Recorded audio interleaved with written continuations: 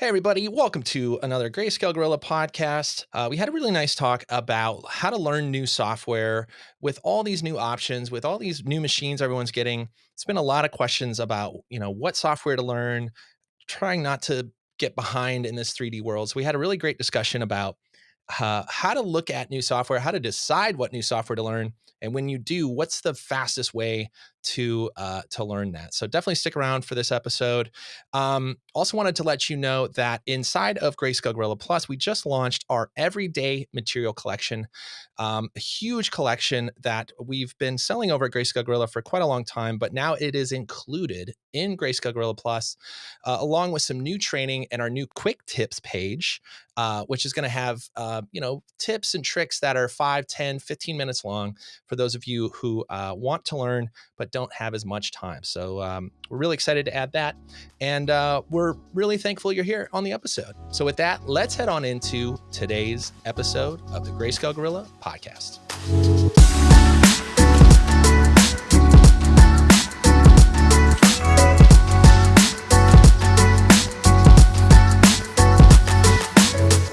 Hey, everybody. Welcome to the Grayscale Gorilla podcast. Today, extra special episode.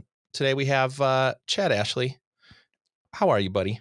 I'm doing well. How about yourself? Wonderful. Are you a special guest today or just like a regular guest? What do you think? I guess I think I'm pretty special. I guess maybe my mom probably thinks I'm pretty special, Me but too, man. I'm just a guest really, or just a co-host, whatever you want to say. Let's say co-host. I like that. And we got our other co-host here, Michael Marr. How are you, sir? I am a little under the weather today. Man, you got some Eeyore vibes. Oh, bother. Is it raining in Texas? You need a rainy window. Can you fire up a rainy window? I think that kind of works with your voice today. No, but I think I'll probably have snot dripping out of my nose on a microphone soon. Oh so my that God. works. Good. Sorry for all of Great. you with the really nice headphones. We're going to get a little phlegmy on you. We apologize in advance. Big week. Why don't we let everyone know what happened in our podcast over the last couple of weeks? I think it's been a while since our one of these group episodes. We've had a few interviews.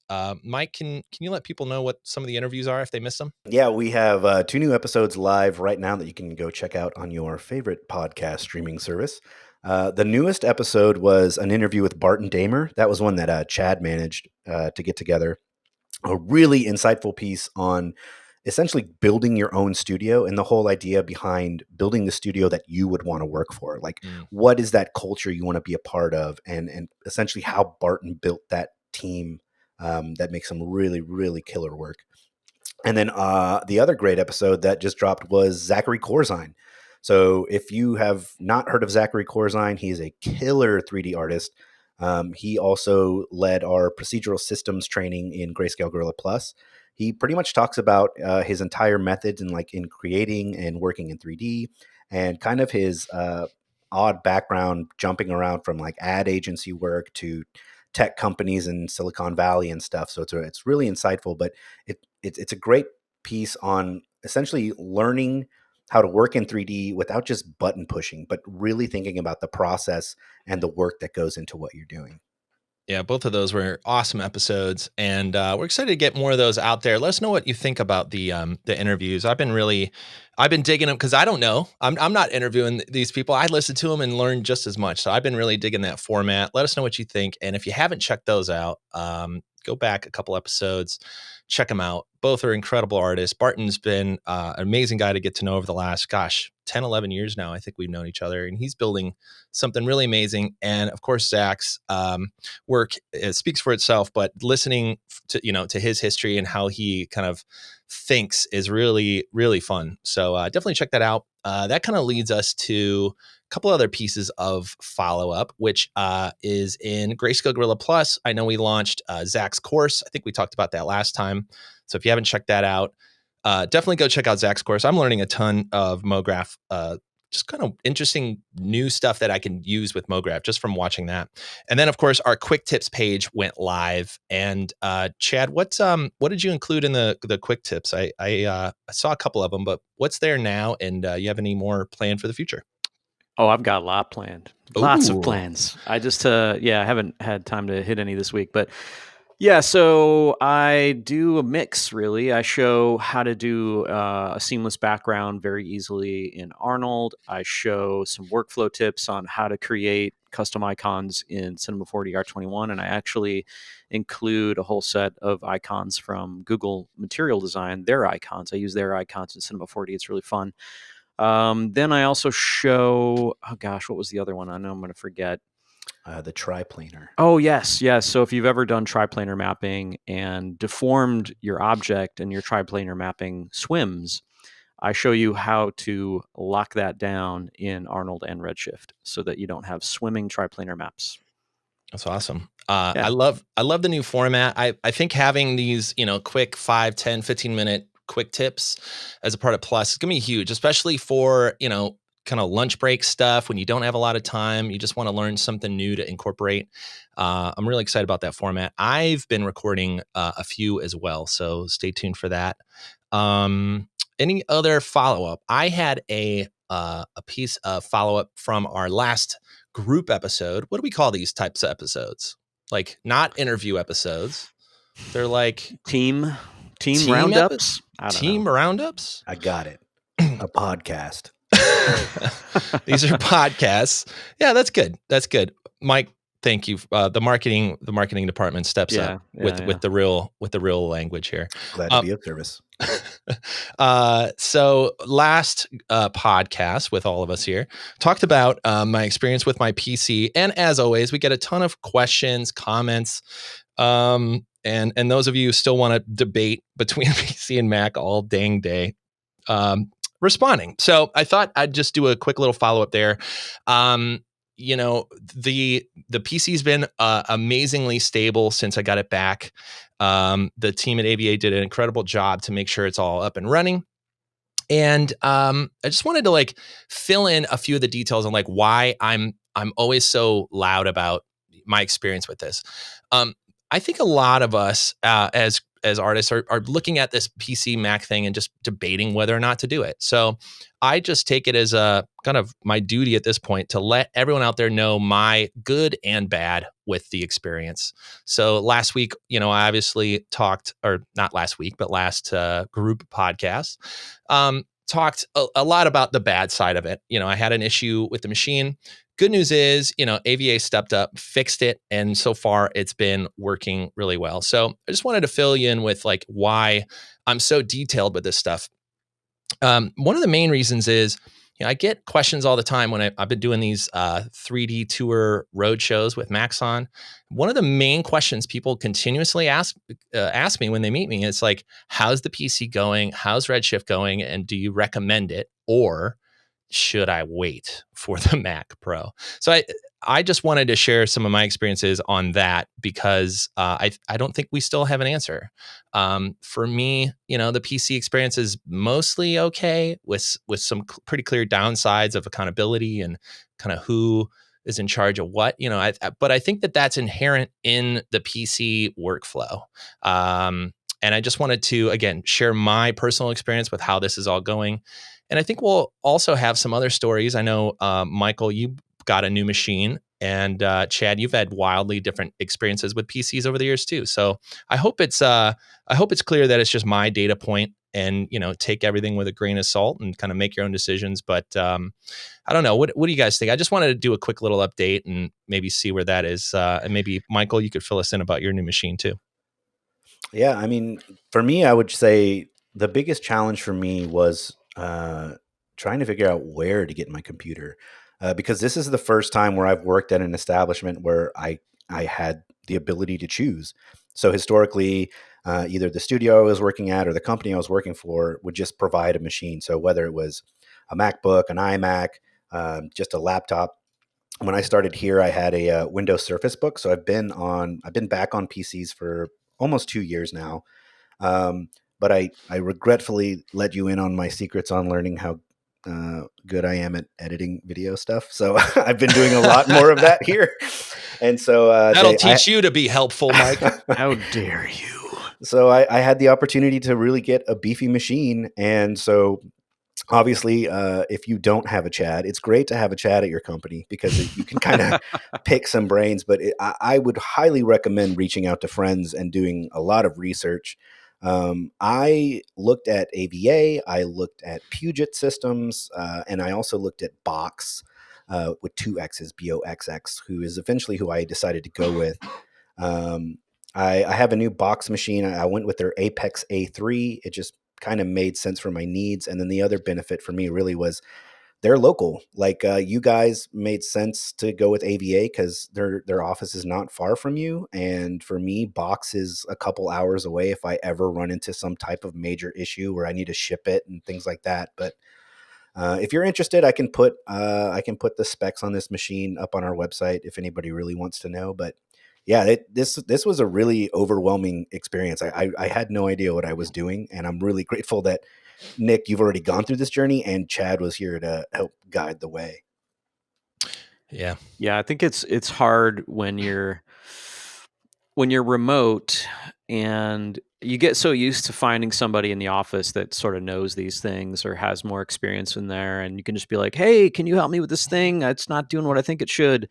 And when you're completely remote or you're isolated from those people, it's frightening because you're on your own and you're just sort of like, well, am I doing this right? I start second guessing yourself. Is it me? Is it the machine? I don't know. And it creates this anxiety. And I think that's what I bet Nick is sort of feeling a little bit of that PTSD around it, where he's had the PC back for a little while now, but he's probably still a little gun shy about it. Yeah, I think that's kind of how I feel about it for sure. It's what I'm learning too, even from the last episode, is that this is the issues I'm having are pretty rare. It sounds like I kind of got the like really rare case of a disease that hopefully doesn't Only 1 in 14 million. right. And It's on medication, so it's good. yeah, and maybe that's a little unfair to the manufacturers when like someone with a podcast gets the one in whatever 1,000 thing wrong. But again, I'm sharing my experience because what happened, like, not to go back to my thing, but what happened with my cooler and the fact that it failed and all of them failed is not it's really not the AVA or Boxx, or like if this happened to anybody, it's really not their fault, right? It's really the manufacturer that made it. But to get to the whole debate, that's why you have to be careful about this stuff, is because there is no this can happen again. And so while it could also happen on a Mac machine, like a Mac buys parts from other people, they never buy like the first generation part from anybody the way that my machine was built. So that's all. I just want to get back to the point that this is my unique experience. It may not happen to anyone else, but I'm hoping we can all share kind of our general experience. And it's also to say that when nothing happens, nobody goes and talks about it on a podcast for 30 minutes, right? So there's just as many machines that are being purchased that get into the office and are used for 5 years and have zero issues. I'm sure there's plenty of those as well. And I hope that my machine does that. I hope after my new cooler, it's all back. They double, triple checked it. And again, to their credit, still flying. I've been playing with Redshift. I love this thing. As far as, the Windows is still not my favorite, but as far as the machine itself, it's been flying. It's been cranking. The new Overwatch news came out, made me a little nostalgic to go play a little Overwatch this weekend. It was 150 frames a second, flying. Okay, so just want to give a little update there. Sometimes when it's all working, we don't really stand up and say everything's been working as well. So that's all. If we get any more updates in the future, I'll try to keep it short for those of you who are not interested in this kind of stuff. But I'll just keep the updates coming if anything changes, and if it's working, I'll let you know that too. So, I don't know. Anything else to add on that topic before we move forward? I don't think so. I don't think so. But that kind of does trigger a question that I have for you, Nick, is when you do get your first like super beefed up PC. I mean, we've kind of cataloged your journey of learning Redshift and stuff, but how do you get out of the comfort zone of using an application the way you've always had it? So, like, if you're hopping into cinema and you've spent your life in like physical standard, how do you start training your brain to decide like which third party renderer do I use? Like, how do you decide? Because I'm kind of struggling with like, I have this killer machine now, and what do I want to learn next? Yeah, you have so many options now. Now, how do you decide? Well, I mean, it comes back to one of the major questions we get, other than this machine, which is like, which renderer should I look at, and trying to narrow that down, and then a little bit about what you're saying too, Michael. It's like, how do I start to think of things differently if you've been used to physical, or pro render or any of that stuff. So I'll share with you a couple notes from me. So it was about a year ago when I got the machine, and my life got flipped and turned upside down, and I got instant access to all this GPU stuff. And so to me, learning Redshift was not as difficult as I thought. And the transition from using physical to using Redshift, or even I learned a little bit of Arnold as well.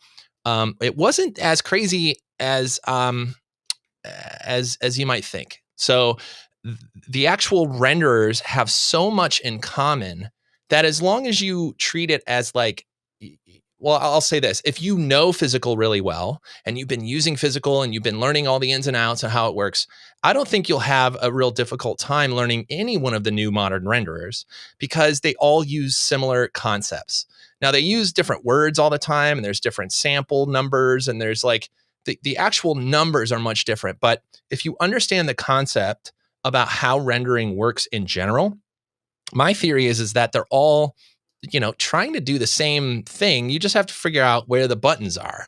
It's kind of like if you get, I don't know, a lawnmower from 20 different manufacturers, or let's say 3 different manufacturers, they all end up doing the same thing. One of them might do it a little bit faster, a little bit better. One might have a wider stance or whatever, but they all have like a power button somewhere. They all probably have a, maybe one's electric engine and maybe one's a combustion engine, but they all kind of have a power source that you have to learn how that works. And they all have some controls to allow you to drive it around. And they might be a little bit different. One of them might be in the middle, the steering wheel's in the middle, one's more on the side or whatever. But they all essentially do the same thing. And that's kind of how I see the render decision. It's not necessarily based on how complex each of them are. To me, as I learn more and more renders, they're all similar, but it's in the little details in what helps me make a decision. So I don't know. Does that ring true to you, Chad? You have a lot more experience with this, but when it comes to learning something new, are the renders really the scary part? Not really. I think once you kind of understand how they work, they all sort of do the same things. It's just about like, okay, what does this one call this, and what does this one call that? And I think that even starts to like bleed out into other things as well. Like once you really learn Cinema 4D, you sort of understand 3D programs, and you can open up a different one. You can open up Maya and sort of understand how it works. You can even open up Blender or Max or something and sort of understand how it works. And I think that it's just about understanding these different languages and the terms and all that sort of thing. Once you get a handle on these things, it's much easier to introduce new things and try new things.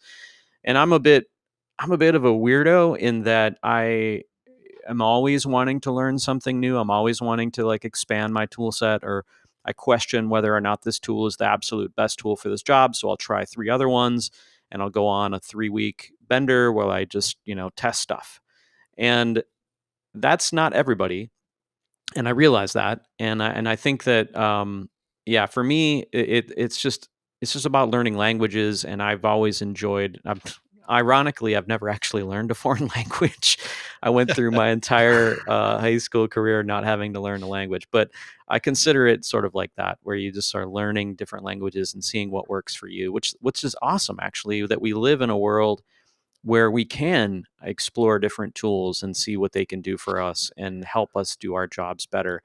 And there's new ones coming out like almost every month. It seems like it's I have a crazy. I have a question to that. So, how do you decide what's the jumping off point for you? Because I know sometimes, we've talked about this in the past where you wanted to learn a certain thing. So, like I know in the past you were trying to decide, okay, should I go learn Substance or should I finally learn Houdini? And you Mhm. obviously chose to go with Substance. Like, what was the trigger that made you take that dive? I think the trigger was I wanted to create something that I wouldn't be able to do without some help in a different program. And it the drive to create these materials, or the drive to create, sort of outweighed any anxiety I had, or any sort of dread I had about spending the time to learn it, because it's something that I was just wanting to do. So it was just about realizing that, okay, this is going to be a commitment of a long commitment to learn this thing. It's not something that I'm going to learn in a weekend. It's not something I'm going to learn in a couple days. It's going to be a full-on commitment, and I think it's going to pay off. And it has, and I haven't made that commitment really to Houdini yet, because I haven't had that thing that I wanted to create. And for me, it's all about having that drive. Something's got to be there to trigger you to want, for me at least, to want to learn it, because it's got to be a goal, right? I don't just learn things because they're interesting. I mean, I shouldn't say that. I have, but I usually have a goal, or I have a problem I'm trying to solve, and that is the trigger. Yeah, I can resonate with that. I think that might be the drive. I think that might be working against people that are still working in physical and standard, and they might see the need to have like a new renderer and all that stuff, but um there's really no like brand new functionality that you get with a lot of these new renderers. I mean, we could talk about adding fog and depth of field and making all that stuff faster, but I think that might be kind of hindering people that are looking at the new renders and saying like, do I need to do it?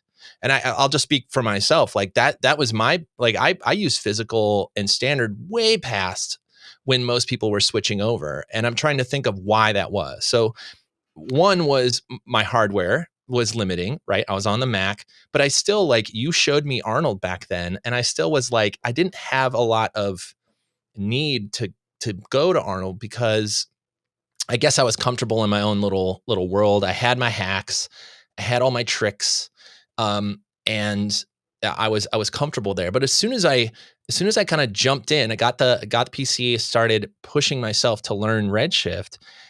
It didn't take long at all to just say, I never I never want to go back. Like it was so quick to kind of go through the training and understand like this isn't as crazy as I thought. Or I should say, to get to baseline, to get a render out the door was not as crazy as I thought. Like there was a lot more power under the hood if I wanted to open it up and really learn about all the things that Redshift could do. But just to replace my standard workflow did not take a lot of time. And so I guess I'm backwards engineering how I learn this stuff, but to me, it always starts with an actual project. And to me, I never really learn anything until I do a real project in it. Nothing ever sticks with me if I just noodle around with it, play with the cool new feature, and then just kind of let it sit there. But if I actually go through, even if it's just really simple, go through the process of setting up a scene, adding lights, adding materials, making something interesting looking, rendering it out, which is another part of the process, and compositing it and like actually putting it out there in the world. I feel like if I don't do that, then nothing I ever play with ever sticks around. Yeah, I think another thing to think about too is it is easy to sort of get comfortable, and I think comfortable is a really dangerous way to feel in this business. I think that when you get too comfortable in a workflow, or too comfortable in your process, you sort of like walk into this little time chamber where the world is kind of going by outside your window. And then when you decide that, like, oh, I'm not really comfortable anymore, I need to check out this, or I need to rethink how I do that, and you open up the window and you realize the entire industry has like fast forwarded 10 years or 5 years. So it's really important not to put up those walls, in my opinion, and get too comfortable, because then what happens is you run the risk of being obsolete. You run the risk of not being hireable because you don't know these things that happened, or God forbid, you can't get a job done because something goes wrong in your garden of tools, and you can't really go outside of that because you haven't spent the time or explored even what's possible. So yeah, I think comfort is a really dangerous sort of way to feel, in my opinion. That totally happened to me. Like for the longest time, I pretty much learned how to edit both in Avid and Final Cut. And I just had a love for Final Cut. And it wasn't until Apple completely revamped the NLE into a format that I hated that forced me to leave it and learn another program. But now, like, I'm realizing, like, so I'm looking at other things. I really do want to develop more skills. I'm kind of studying some After Effects courses because my motion design's never been great. And so I'm looking at, other options and other tools that I want to learn, like more 3D. But what's the other one of the challenges that I see really common? How do you wade through all of the negativity online of things like program shaming? Because you see people hop into comment threads of like, you try to watch a tutorial on something and the comments are filled with like, you shouldn't use this program, you should use this program. And then you're like, I don't know if this person's right or not. Like, what do you do to kind of figure out which way you should go? Oh man, That's a big question. that's big box. I would, you go first. yeah, I have a lot to say about that. Me too. There's so for anyone starting, right? I think there's different phases of a career to worry more or less about tools and platforms and all that stuff. So anyone starting, I think the number one thing that stops people from starting something they want to learn is worrying that they have all the right pieces of the puzzle before they get started. And so if you're just starting out and you're like, should I use Cinema 4D or Maya or Element 3D or whatever? Just whatever one you have installed right now, just start learning that one. Okay. And you will find really quickly if you're in the wrong seat. Right. So for me, when it comes to just starting, I would say to try to ignore all the go get one answer from a trusted source and then go learn that, because you'll learn a lot more by playing with it than you will like going into comments and reading back and forth over which one is better. So what I would say is like spend a little bit of time picking the right tool and then ignore everything after that for at least, 6 months to a year. If you decide you're going to go learn something, then put away the decision.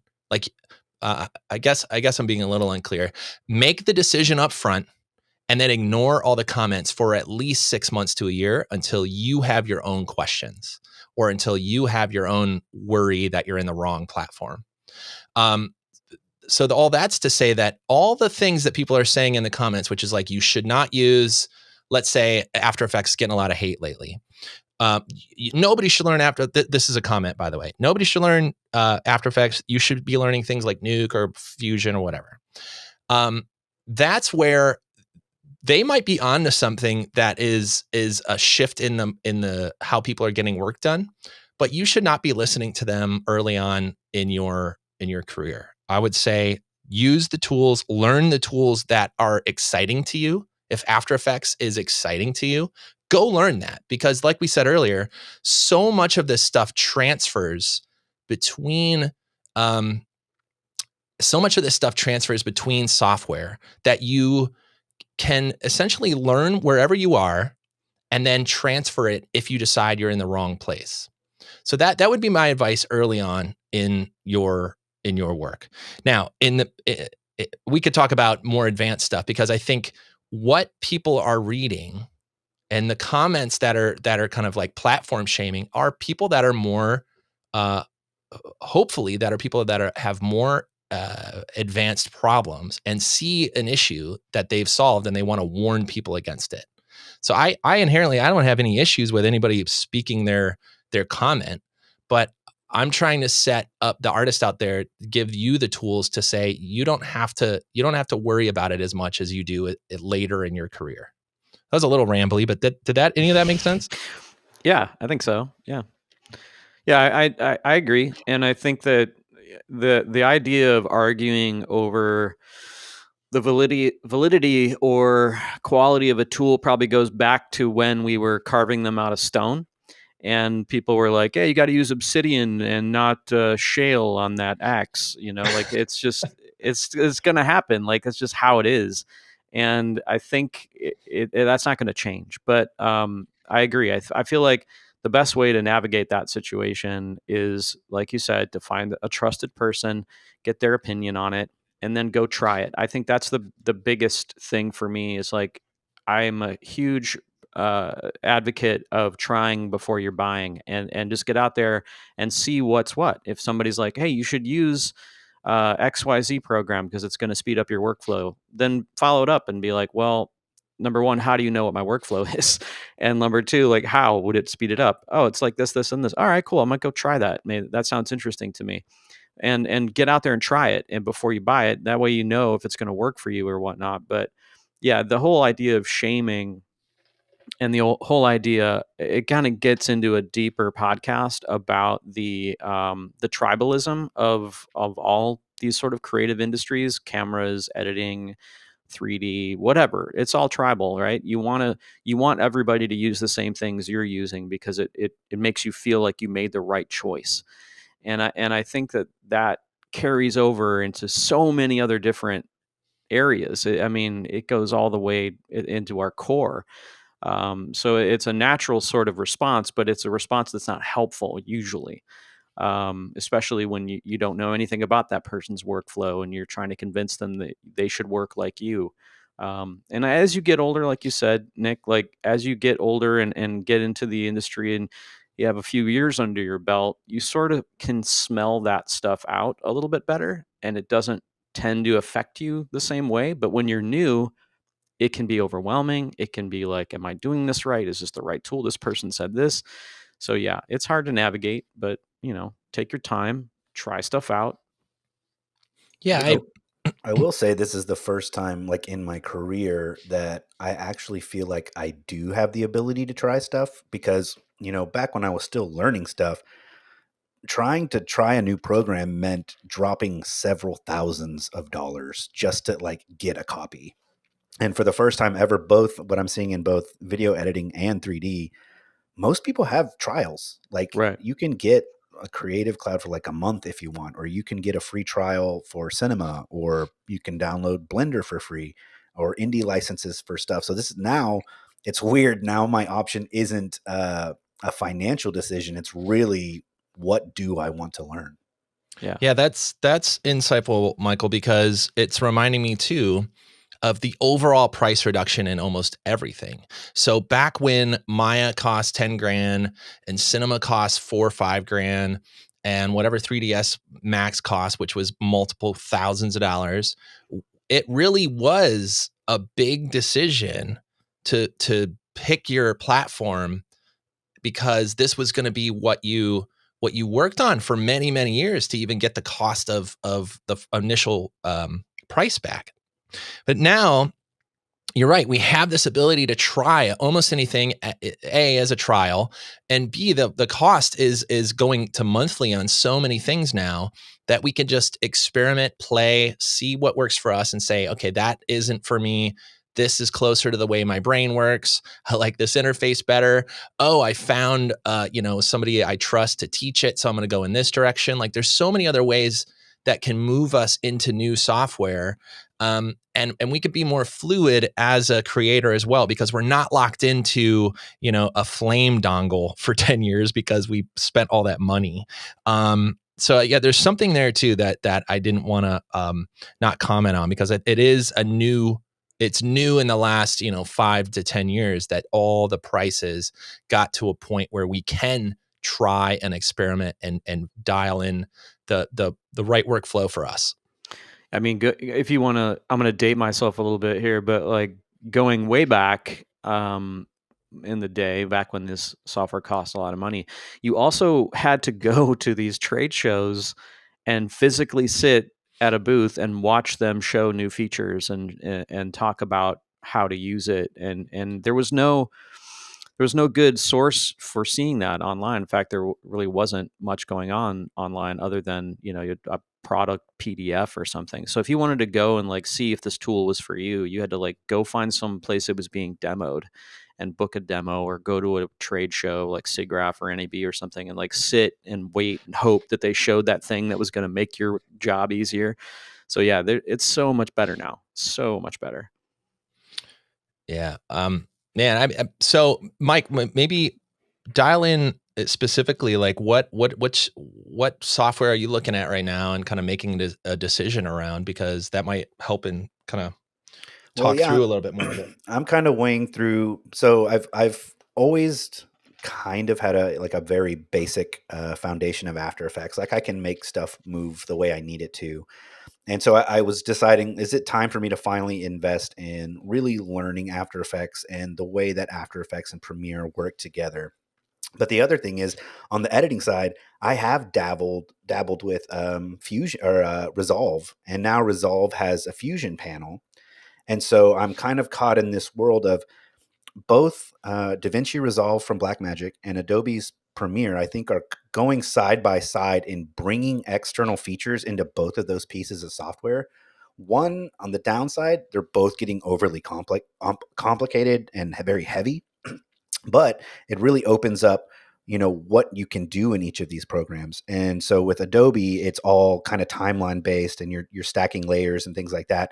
And if I moved into Resolve and Fusion, then I'm moving into a node based workflow and things like that. So I'm really kind of weighing right now, do I stick with the Adobe world that I'm in and I'm comfortable with, or do I go and try to experiment and really start learning all the other tools I have no idea about within the Resolve world? Man, that's I've been hearing a version of that story so much, and it's such an interesting way to it really pinpoints exactly what you're asking. Like, do you stay with the comfortable thing, or do you move to this somewhat newer platform that has more potential, but less community around it, and less tutorials online around it, and all that other kind of stuff? And man, that's such a tricky one. I think it always comes back to a project-based workflow. I think that if you look at something new and say, oh, I want to learn this new thing because it does X, and then you open it up and only play with the new fun thing, that you would probably do yourself a disservice. What I would do is get a version of what is it? Fusion, did you say? Yeah, I'll be learning Resolve, and then Resolve both has a like stripped down version of Fusion in it, so it does comping and some minor things like that. But they still have standalone Fusion. So the same way that Premiere has introduced like MoGraph and MoGraph templates, got it. You can still go to After Effects and do more advanced stuff. Yeah, so I would take a project that you're already comfortable with, that you may have already even edited, and go redo it. And just like go through the steps and see what the general workflow is, because that's where you'll find something that isn't a fancy feature that you love or hate. It's the fundamental way that the software works. I always recommend learning that first before playing around with all the fun stuff, because if the fundamentals don't like work with the way your brain does, there's no sense in even thinking about all the fancy stuff that it does. So just like with any new piece of software, or my stupid music analogy I always use, it's like go do a cover version of a song first in the new software. So in your case, maybe it's a small little thing you had to edit. Just go do it over again in Resolve and see what that workflow is. And if you're like, holy crap, that was a lot easier than I thought, or that was more confusing, you'll learn more just from that project than from reading a forum post about it. That would be my, like, not only advice to you, but like to anyone out there trying to learn something. Like, go watch the first 20 minutes on how something works and actually follow through with it, and just see if that 20 minutes doesn't capture you, then maybe find a new teacher and try it again. But if that 20 minutes doesn't capture you, then it might not even be worth any more reading about it, and you're in the right spot already. I don't know. Does Chad, you have anything to add to that?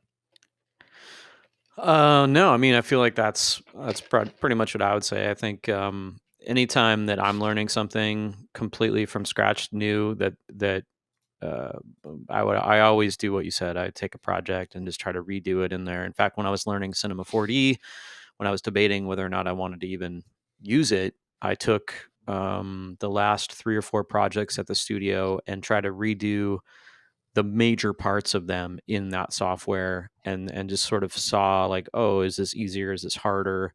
Um, and spoiler alert, it was easier. So Good to know. yeah. Welcome to the team. Yeah, I think that it can go a little bit both ways. You know, you mentioned something like we have all this new software. I feel like there's this sense of the grass is always greener, you know, somewhere else. It is this new renderer that, you know, popped up. Is it that much better than this other one? Or like, there's just so much of that going on right now. It's especially in the After Effects world, like you mentioned, Michael, that I don't know the right answer to this, because I think we've said both sides of it. So the one side of it is what you said, Chad, which is like never be complacent, never feel too comfortable, always have your eye on what the next big thing is. But you also need to sometimes turn that part of your, or at least this is my thought, sometimes you need to turn that part of your brain off and just look at the tools you have and say, I'm going to make this thing with these tools no matter what. And then not think that you wish you had X particles, or you wish you had Redshift or whatever, and really take the tools you have at your disposal and push through on a project as far as you can. Because I think that type of mindset unlocks some creative potential that you might not have if you're constantly looking at what you don't own and what you don't have access to.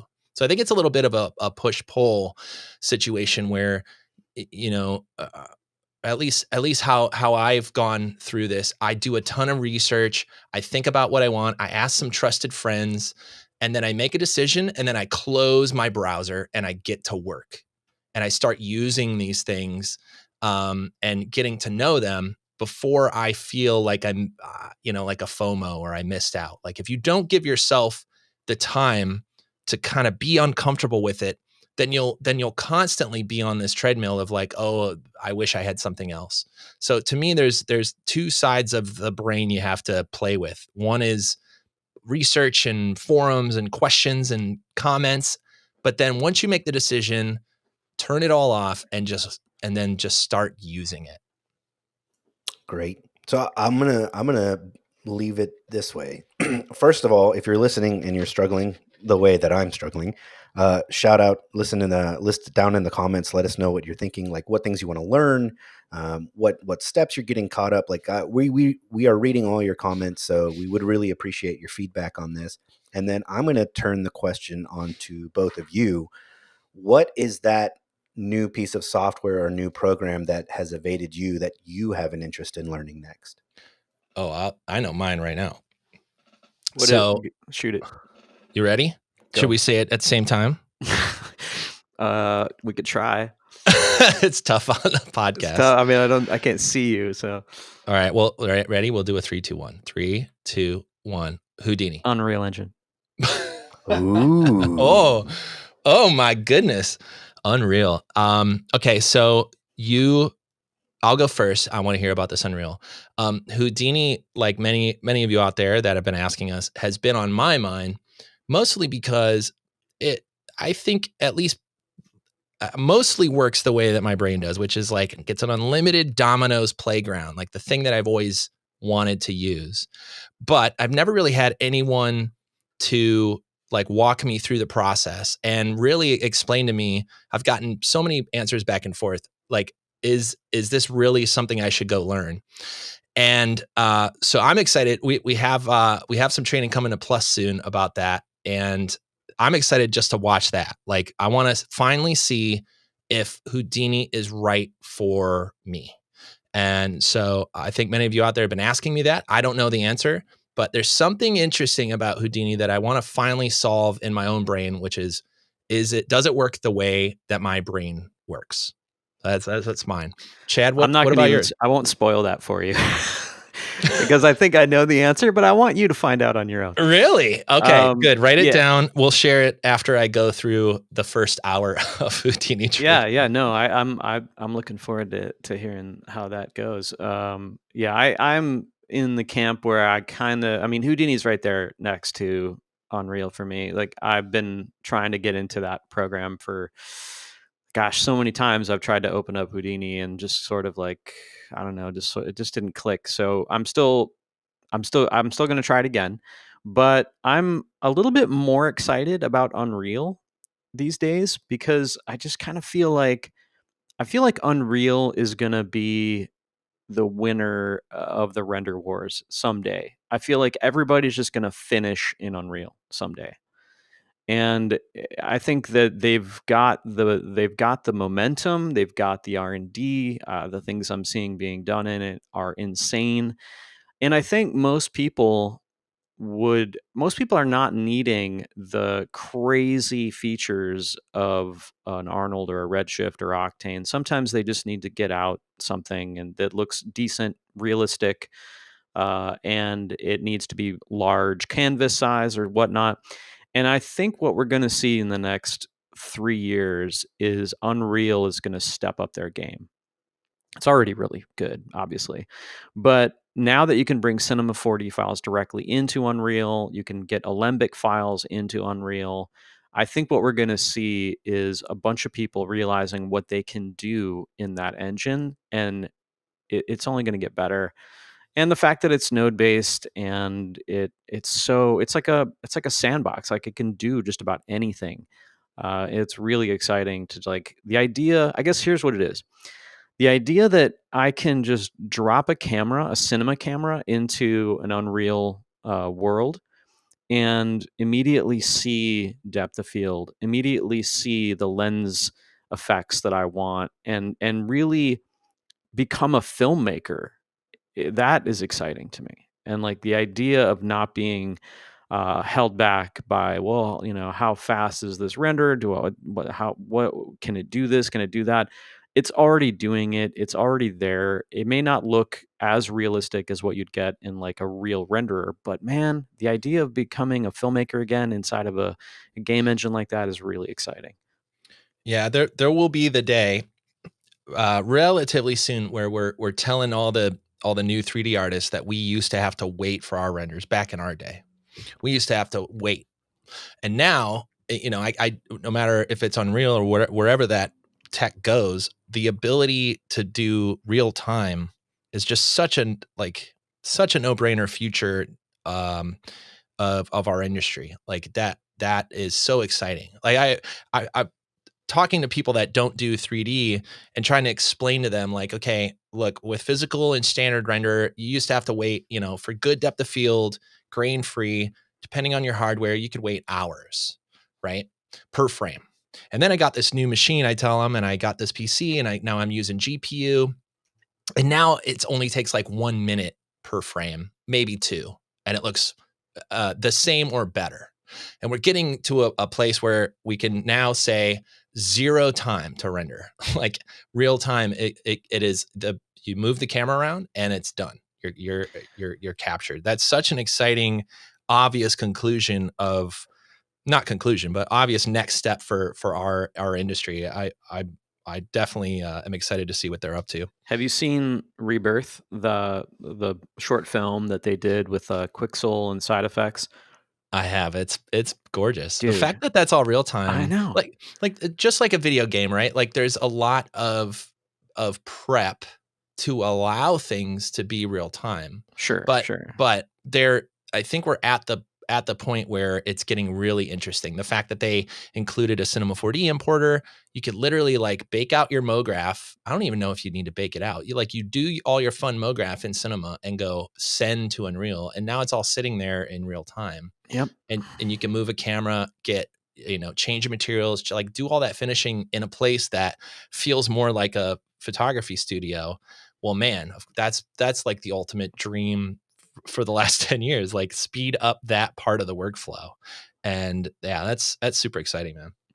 Yeah, I feel like it's obviously has a long way to go, and I haven't even downloaded it yet. So I have a really long way to go, but the idea of it is really exciting to me, and I think that as people become more familiar and more comfortable with jumping into multiple applications to sort of bridge the gap or fill in the voids of features, like, oh, I need to do a lot of UVing, I'm going to go use RYZEN, or I'm going to go use something else.